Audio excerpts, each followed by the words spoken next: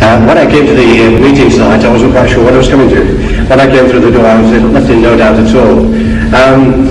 It was entitled Jesus and Muhammad, and thank you for putting Jesus first. I'm sure you'll accept that you did not put the case for Christianity as a Christian would put it. I'm sure you would, and that I can understand in an audience of this kind of already persuaded towards the Muslim way of thinking.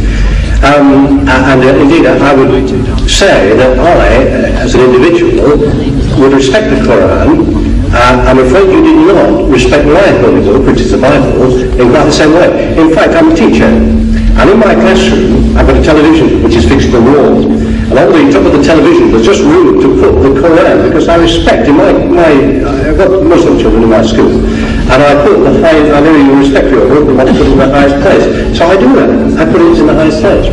Now, what I'm saying to you is this: you do not really given, in my opinion anyway, the Christian loving and forgiving, these are the two essential things, although you denigrate forgiveness for some reason, as highly as I would. But more than that, perhaps you answer this point.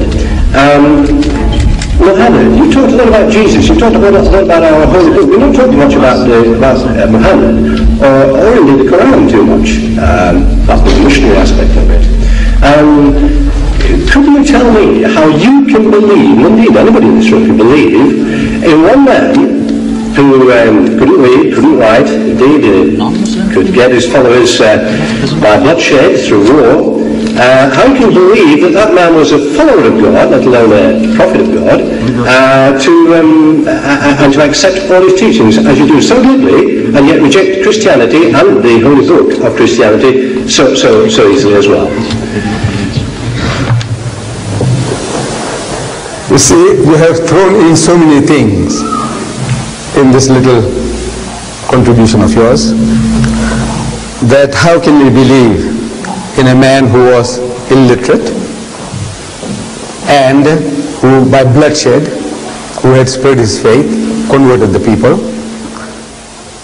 Now with regards to the man being unlearned, this is a fulfillment of the prophecy in your book, a fulfillment, the book of Isaiah, chapter 29, verse 12.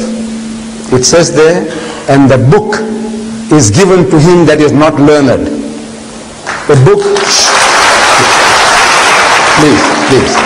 The book is given to him that is not learned, saying read. And he says, I am not learned.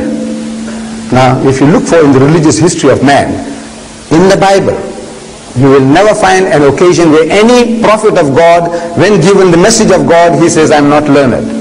But if you read any biography of Muhammad, any written by Muslims or non-Muslims, they will tell you that the first revelation that was given to him in Ghar Hira, the Mount of Hira, when the angel of God comes to him and commands him in his mother tongue, he says, Iqra, read. And Muhammad says, Ma ana biqari'in. He said, I'm not learned. So the angel of God commands him a second time, Iqra, read. And again he says, Ma ana biqari'in. He said, I'm not learned. For the third time the angel of God embraces him hard and he says, Iqra bismi rabbika alladhi khalaq. Now he grasps the message that what he was required to do was to repeat. Because this Arabic word Iqra means to read, to recite, to rehearse, to repeat. And he repeats the words as they were given to him. Iqra bismi rabbika alladhi khalaq. Read in the name of thy Lord and Cherisher who created. Khalaq al-insana min alaq. Say, he who created man from a mere clot of congealed blood. Iqra wa rabbuka al-akram. So read and thy Lord is most bountiful. So he says, Iqra wa rabbuka al-akram. So allazi allama bil kalam. So he who taught the use of the pen. So he says, allazi allama bil kalam. So allama al-insana ma lam ya'lam. Taught man that which he knew not.